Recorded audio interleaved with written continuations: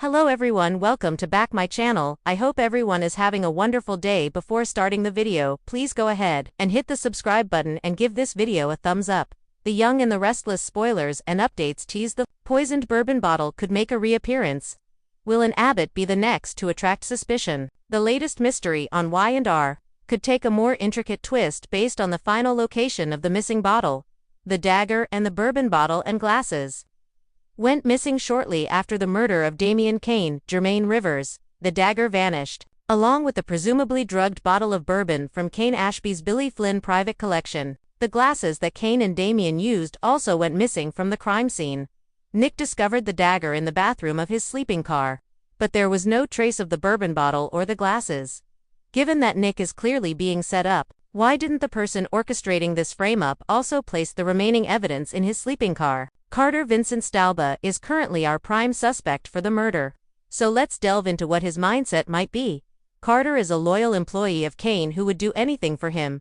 We have an employee who is extremely loyal and eager to take initiative in order to assist his boss.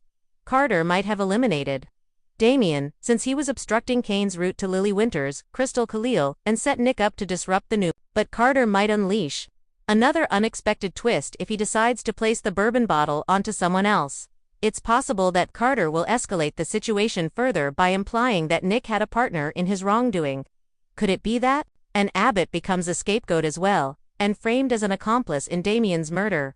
Kane's agenda involves all of the key players in Genoa City ultimately. Kane's plan is to target all the major players in Genoa City, which includes Newman Enterprises, Jabbo, and Abbott Communications. Carter may also aim to disrupt the Abbotts with some dramatic framing. Jack Abbott, Peter Bergman, Billy Abbott, Jason Thompson, or even Diane Jenkins Abbott, Susan Walters, could find themselves embroiled in the murder investigation if the bourbon bottle somehow implicates one of them. The bottle, containing remnants of the drugged bourbon, could be secretly placed in one of their sleeping cars to further complicate the case. Carter might create the illusion that Jack, Diane, or Billy had drugged the bottle before Nick threw the dagger. Carter may also be trying to throw Chance and the police off the trail. Certainly, Carter might just wish that by transforming this murder mystery into a colossal tangle, he'll throw Chance and the local police off the trail. If it becomes increasingly difficult for Chance Chancellor Connor Floyd and ultimately the NICE authorities to decipher it all, the true culprit may never be found.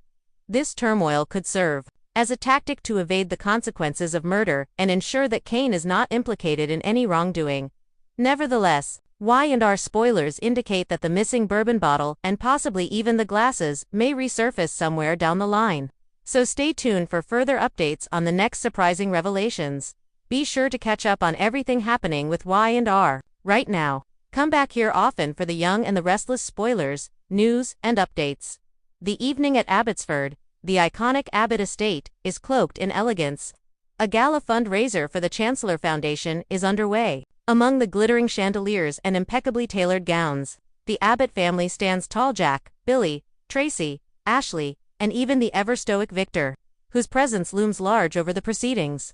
Laughter mingles with clinking champagne, glasses as old rivalries simmer beneath the surface, promising fireworks. 1. A toast that turns toxic. Billy Abbott, ever the charmer, cues a toast. He raises a fine bottle of bourbon, sent by an anonymous admirer. With mischievous grace, he pours glasses for everyone: Jack, Tracy, Ashley, Victoria, and unexpectedly, even Victor choosing to extend a truce over a shared sip. The amber liquid gleams in the crystal. Tracy hesitates, glancing at her own troubled mind.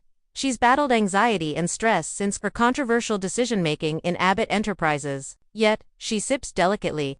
Victor, the notorious whiskey connoisseur, savors the sip with approval. Spectators watch as the family clinks glasses. The moment is electric, then silence settles.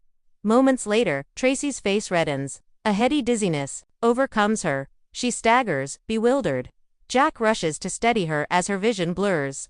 Ashley, alarmed, grabs her wine glass, realizing something's off.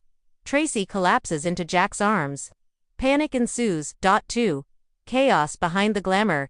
Their gasp reverberates. Security floods in. Vital histories unfold. Tracy's prone to fainting due to panic attacks, but this feels different, more dangerous. Jack helps her to a chair as Ashley calls for a medic. Victor's eyes narrow. Did any guest have motive to harm Tracy? Or is this an Abbott under attack? As the paramedics arrive, cameras flash. Whispers fill the room. Toxic, drugged. Who would dare? The party fractures, some mid-dance. Others mid-laugh, taken aback by the abrupt turn. Later, in the hospital waiting room, the Abbott siblings gather. Tracy lies unconscious, her pulse stable but still slumped. Doctors confirm. Tracy drank alcohol laced with a potent sedative in her bourbon. The question echoes. Who spiked it? 3. Everyone's a suspect. The prime suspects emerge. Victoria, who's been at war with Tracy over corporate control of Jabot and Chancellor Beckham. Heated confrontations have forced shareholders' scrutiny. Ashley, whose heart aches under guilt. Her divorce husband, Tucker, lost a merger to Tracy's strategic move. Ashley had been furious. Jack, who accused Tracy of undermining him at Chancellor. He hadn't forgiven her for pushing Chancellor into a clinical misstep. Victor, whose pride may be bruised. Tracy once exposed illicit financial ties he tried to bury. The Abbott patriarch conceals much, but would he stoop to attempted murder of his own sister-in-law? Mysterious new figures also step into the frame. An unknown bourbon supplier, a shadowed waiter, even a disgruntled former Abbott ally. Cutaways, tease, stability. Tracy awakening, whispering single words, B, bottle, ... waiter. Before drifting back. 4. The investigation begins. Enter the always tenacious Christine Blair. Now a private investigator and confidant to the Abbotts, she scours security footage. The gala's server staff is interviewed. One junior waiter, Miguel, recounts the night. I saw the server Lana leave the bourbon cart for a few minutes. When she returned, she replaced the original bottle with another. Christine tracks down Alina, who tearfully admits a nurse, visiting for a medical errand, had borrowed the bottle for a sip and replaced it, but insists she had no idea. She hands over a nearly identical bourbon bottle in a paper bag. The lab confirms. The bourbon in Tracy's glass and the replacement bottle both test positive for zolpidem, a strong sedative enough to incapacitate but not necessarily lethal. Tracy was lucky to be found so quickly. 5. Hidden wounds and fierce motives. Ashley breaks into tears. It was supposed to be for fundraising. I never wanted anyone hurt. Did I go too far, Christine? She confesses having pressured Alina earlier to spike the punch with mild sedatives to calm Jack's nerves. She'd hoped it would ease tensions, but drunk with desperation, she regrets every step. Jack is incensed. No, this is beyond boardroom politics. But Christine finds suspicious travel receipts near Jack's chair to large bourbon bottles delivered to the estate earlier that day. Jack admits, contracted pearl white sob. No, those were personal gifts for a business celebration. Christine warns, you're right in the crossfire. Victoria refuses counsel. She's convinced it was an Abbott inside job, but her lawyers caution silence.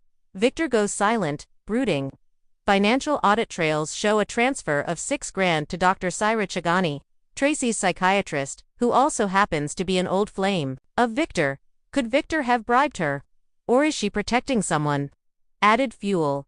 Victor reveals the bourbon was a gift from his whiskey broker friend Jerome, not a part of the gala's catered spread. That throws suspicion sharply back at Victor. Why wasn't that detail volunteer disclosed? 6. A sleek sabotage plot unveiled. Benjamin Ben Chang, Connor's estranged friend and occasional rival at Newman Enterprises, is under Christine's radar. He was seen near the bourbon cart just before the toast. Christine locates him in Tokyo on business.